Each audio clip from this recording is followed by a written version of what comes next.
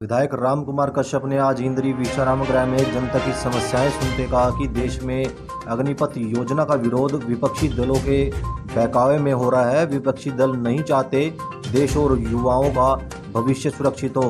उन्होंने जोर देकर कहा कि देश भर में अग्निपथ योजना का विरोध सुनियोजित तरीके से परितंत्र के तहत हो रहा है। जनता को यह समझना चाहिए कि प्रधानमंत्री नरेंद्र मोदी देश के हितों में काम करते हैं तथा जनता के लिए कई कल्याणकारी योजनाएं चलाकर उन्होंने जनता का भला किया है। विधायक ने कहा कि बेरोजगारी की समस्या पर नियंत्रण पाने के लिए अग्निपथ योजना बेहद कारगर योजना है। युवाओं और देशवासियों को इसे समझना चाहिए तथा विरोधी दलों के लोगों के दबाव में आने से बचना चाहिए। उन्होंने कहा कि तोड़फोड़ आगजनी करना समस्या का समाधान नहीं। एक सवाल के जवाब में उन्होंने कहा कि हरियाणा में निकाय चुनाव में भारतीय जनता पार्टी और जजपा प्रत्याशियों के पक्ष में माहौल होने की वजह से दोनों दलों के प्रत्याशियों की जीत तय होगी। जनता ने विकास के नाम पर वोट दिया है। अब जैसे आप भी जानते हैं और आपको पता ही है, आपको तो हर सोमवार को मैं यहाँ पर सीटिंग करता हूँ अपने रेस्ट हाउस में। जो मेरे हलके से जो हमारे कार्यकर्ता हैं, जो यहाँ के नागरिक हैं, अपनी अपनी समस्या लेकर के चाहे किसी भी डिपार्टमेंट के यहाँ आते हैं तो मैं उनकी सुनाई करता हूँ। आप देख रहे हैं काफ़ी संख्या में यहाँ पर हमारे हल्का से आए हैं। उनकी कुछ समस्याएं, बहुत समस्याएं, कोई बिजली से संबंधित हैं, कोई राशन पानी से संबंधित हैं, कोई बीपीएल से है, कोई पेंशन से है, कोई मकान के से संबंधित है। तो इस प्रकार की समस्याएं आज देखने को आई हैं। तो आप देख रहे हैं कईयों को तो मैंने अभी जैसे बिजली से संबंधित समस्या आई थी, मैंने अभी अधिकारी को फ़ोन किया और उसको दिशा निर्देश भी दिए इसको जल्दी जल्दी काम करने का काम करें। इसी प्रकार से और जो अन्य समस्याएँ हैं, जैसे एक पेंशन से संबंधित थी, उसको भी मैंने मकान बनाने से संबंधित थी, तो सारी समस्याएं जो अधिकारियों से कह करके उनको कराने का मेरा प्रयास किया जा रहा है। एक नगर निकाय चुनाव भी कल हुए हैं, क्या स्थिति मान रहे हैं पार्टी की? देखिएगा, ये हमारी पार्टी ने तो जो है अपने जो कैंडिडेट है अपने सिंबल पर लड़ाने का काम किया, चेयरमैन का। तो मुझे पूरी उम्मीद है, पूरा विश्वास के साथ मैं कह सकता हूँ सब जगह जो है हमारा कैंडिडेट जो है चेयरमैन पद हमारा विजय होगा और काफ़ी वोटों से विजय होगा। आप कई जगह चुनाव प्रचार में भी गए हैं? हाँ, बिल्कुल गए। इस तरह की स्थिति बनी? बहुत अच्छी स्थिति थी। मुझे 10-12 जगह जाने का मौका मिला। मैं घनौर गया, घनौर के साथ में राई गया, राई के बाद रजौंद गया, पेवा गया, तो असंध गया, घरौंडा गया, लाडवा गया। तो इस प्रकार में काफ़ी जाने का मुझे मौका मिला। तो मुझे बड़ा हमारे कार्यकर्ताओं में बड़ा जोश मुझे देखने को मिला और निश्चित तौर से जो जैसे जिस प्रकार से जोश हमारे कार्यकर्ताओं में था, निश्चित तौर से जो हमारे कैंडिडेट हैं प्रधान के उम्मीदवार चेयरमैन के, निश्चित सब जगह हमारे विजय हुए। अच्छा, इस चुनाव लेकिन दोनों अलग अलग लड़ रहे थे, कहीं कोई समस्या आई? नहीं, देखिएगा वैसे तो पहले तो पार्टी ने निर्णय लिया था कि अलग अलग लड़ेंगे, फिर बाद में जेजेपी और बीजेपी ने निर्णय लिया कि इकट्ठे मिलकर लड़ेंगे। तो जहाँ पर कई सीटें जो हैं, कुछ सीटें जो हैं जेजेपी को छोड़ने का काम किया, कुछ सीटें जो हमारी ज़्यादा सीटें जो हैं जेजेपी ने बीजेपी को छोड़ने का। तो अलग अलग जगह पर अलग अलग कैंडिडेट अलग अलग पार्टी जेजेपी के गठबंधन से लड़े हैं। मेरे का मतलब है जहाँ पर हमारा लड़ा तो उनका नहीं लड़ा, जहाँ वो लड़ रहे थे तो वो नहीं लड़ा। करौड़ी में तो बोलते नहीं, ठीक है, जो वो देखेगा पार्टी का वो निर्णय था। पार्टी के कि कोई किसी ने जो कईयों ने जो है पार्टी के दिशा निर्देश न मान करके अपने लेवल पे ही खड़े हो गए, वो उनका अपना अपना काम। देखो, अब तो ये तो लोकतांत्रिक देश है, चुनाव लड़ने का हर एक को अधिकार है। अगर पार्टी नहीं लड़ाती उसको, अगर वो चाहता है मैं तो आज़ाद लड़ूंगा, लड़ने का अधिकार है, वो लड़ रहे हैं, कई जगह लड़े हैं। परंतु ऐसा है मैक्सिमम सब जगह मेरा ऐसा ही मानना है कि सब जगह जेजेपी के, जहाँ पर जेजेपी गठबंधन से लड़ रही है तो उनका जीतेगा, और बाकी जहाँ हम लड़ रहे हैं तो हमारी पार्टी जीतेगी। हमारा जो भारत देश है बहुत बड़ा देश है।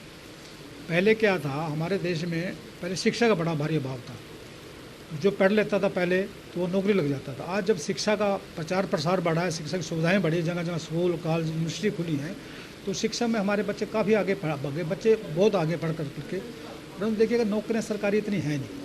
तो मेरा कहने का मतलब बेरोजगारी की बड़ी भारी समस्या है। तो बच्चों के भविष्य को देखते हुए केंद्र सरकार ने एक निर्णय लिया कि बच्चों को जो है अग्निपथ की योजना के तहत इनको एडजस्ट करने का, उनको नौकरी कुछ 4 साल के लिए नौकरी देने का काम किया जाएगा। देखिए, उसमें जो उनको जो है ट्रेनिंग दी जाएगी, उनको सैलरी भी दी जाएगी। जब रिटायरमेंट 4 साल के बाद है, उनको जो कुछ पैसा दे करके 10-12 लाख के लगभग उनको पैसा दे करके उनको घर भेजने, ताकि वो घर आकर के कुछ अपना काम कर सके। उसके बाद उसमें से 25% जो हैं बच्चे में से उनको रेगुलर भी किया जाएगा। जो बच्चे रह जाएंगे उनमें 10% के अलावा जैसे और गवर्नमेंट के डिपार्टमेंट है, डिफेंस के, आर्मी के डिपार्टमेंट में उनको 10% नौकरी में आरक्षण भी दिया जाएगा। हमारे माननीय मुख्यमंत्री ने तो घोषणा भी कर दी है, ऐसे बच्चों को जो हरियाणा सरकार में जो नौकरियाँ निकलेंगी उनको उसमें प्रायोरिटी दी जाएगी। तो मेरे कहने का मतलब है, देखिएगा आज हमारे पास काफ़ी बच्चे युवा आते हैं, कोई 10वीं पढ़ा 8वीं में 5-5 हज़ार में भी लगने के लिए तैयार है। अब ये पीछे मैंने देखा यार प्रूडेंस सप्लाई में है या स्टेट वेयर हाउस में 12-12, 13-13, 14 हज़ार में लगने के लिए लग रहे हैं बच्चे। तो काम किया है, MMA पास ने काम किया और वहाँ पर तो 30-30, 32-32, 33-33 हज़ार रुपये देने का काम किया जाएगा, पूरी सुविधाएं दी जाएंगी। तो मेरा कहने का मतलब ये बहुत बढ़िया स्कीम सरकार लेकर के आई है। ठीक है, वो तो ये किसी को थोपी नहीं गई स्कीम, जो बच्चा इसमें जाना चाहे जाए, उसको कोई ज़बरदस्ती किसी के साथ नहीं कर रही सरकार। ये तो एक अल्टरनेट दिया बच्चों को, जो स्कीम को अडोप्ट करना चाहे करे, बड़ी खुशी से करे, जो नहीं करना चाहते वो दूसरी जगह अपना कंपटीशन में जा करके वो नौकरी प्राप्त करे। नहीं, ये जो विरोधी लोगों के चंगुल में फंसे हैं, ये देखिए कि इसमें मैं तो जहाँ तक मुझे देखने को मिला, कई वीडियो देखी मैंने, इसमें राजनीतिकरण ज़्यादा हो रहा है। जब कोई गवर्नमेंट अच्छी स्कीम लेकर के आती है, हमेशा जो विपक्ष है उसका विरोध करता है, पर तो मैं कहता हूँ अगर अच्छा काम कोई कर रहा है तो उसका सब जगह उसकी प्रेज होनी चाहिए। मतलब तो जो अपोजिशन है, देखा अच्छी स्कीम लेकर के आई है बच्चों के लिए, कोई स्कीम ये थोपी नहीं जा रही है, अभी किसी को थोप दिया भी तो ये करना है तुमने जरूरी है।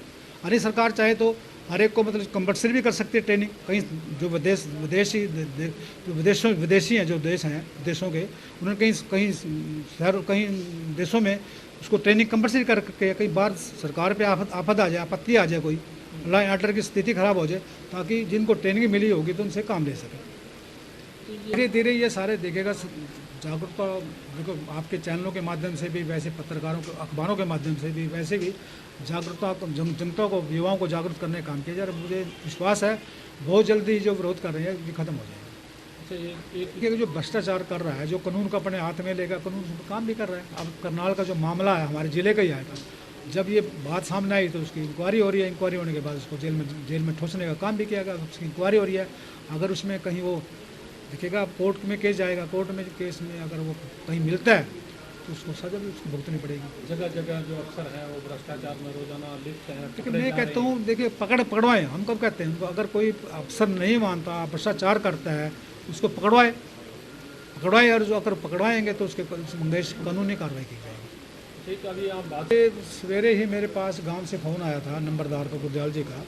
उसने मुझे बताया, अवगत कराया भाई वहाँ पर थोड़े ही कमी है। तो वैसे देखिएगा, फिर मैंने उसी टाइम वीडियो को मैंने फ़ोन किया, जो हमारे कुंजपुरा की वीडियो उस पर इंद्री का चार्ज है, तो मैंने उसको कहा भी इसको टॉप प्रायोरिटी लेकर के अपने सेक्रेटरी को मार्गदर्शन करें, उसको दिशा निर्देश, पहले भूस का इंतजाम करें, बाकी बातें बात की हैं, पेमेंट कौन करेगा, कैसे करेगा, तो पहले भूस का अरेंजमेंट करें। तो मैंने आज बिल्कुल ही इससे पहले मैं दिशा निर्देश वीडियो को दे चुका, इनको सख्त निर्देश, बिल्कुल। अगर जो इसमें कोताही बरसेगा उसके अंगेश अशासनिक कार्रवाई भी होगी।